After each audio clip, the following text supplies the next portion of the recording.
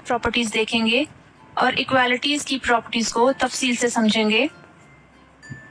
अगर आप अपने आप को आईने में देखें तो क्या आपको अपना अक्स नजर आता है या अपने से ज्यादा बड़ी कोई चीज नजर आती है?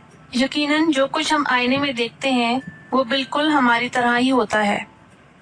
मैथमेटिक्स की जुबान में इक्वल का साइन बिल्कुल आईने की तरह काम करता है, यानी इक्वल साइन के दोनों तरफ मौजूद चीजें एक दूसरे का अक्स होती हैं और एक दूसरे के बराबर होती हैं।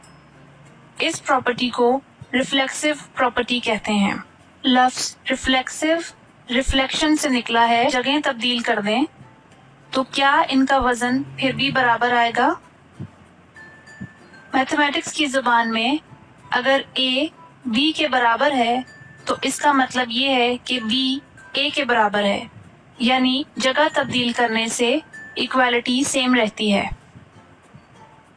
इस प्रॉपर्टी को मैथमेटिक्स की जुबान में सिमेट्रिक प्रॉपर्टी कहते हैं, यानी दोनों आइटम्स का एक जैसा होना जरूरी नहीं है लेकिन उनकी वैल्यू एक सी है। ये प्रॉपर्टी रिफ्लेक्सिव प्रॉपर्टी से मुख्तलिफ है क्योंकि रिफ्लेक्सिव प्रॉपर्टी में हम एक ही नंबर की बात करते हैं, यानी a is equal to a, जबकि सिमेट्रिक प्रॉपर्टी दो मुख्तलिफ चीजों को कंपेयर कर रही है जिनकी वैल्यू एक सी है। उमर का कद एक सा है, इसी तरह उमर और अजहर का कद भी एक सा है।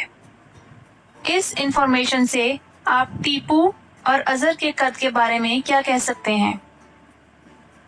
यानी अगर टीपू का कद उमर के कद के इक्वल है और उमर का कद अजहर के कद के इक्वल है तो फिर टीपू और अजहर के कद को कंपेयर किया जा सकता है और हम कह सकते हैं कि टीपू और अजहर भी एक ही कद के हैं।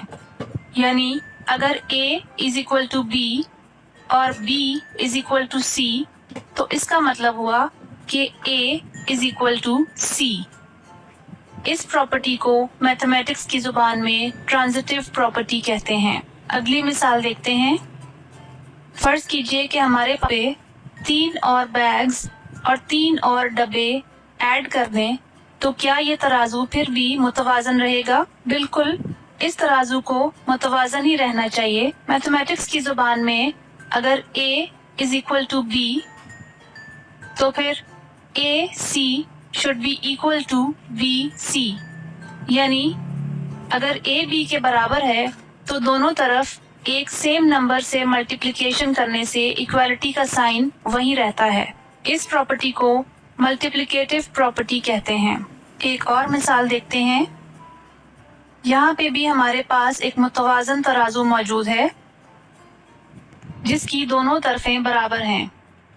अगर हम दोनों अतराफ से बराबर वजन का डब्बा उठा लें तो क्या फिर भी अगर a plus c is equal to b plus c तो इक्वालिटी के दोनों अतराफ से एक जैसी अमाउंट सब्ट्रैक्ट करने से इक्वालिटी बराबर रहेगी, यानी बाकी के आइटम्स फिर भी इक्वालिटी को पूरा करेंगे।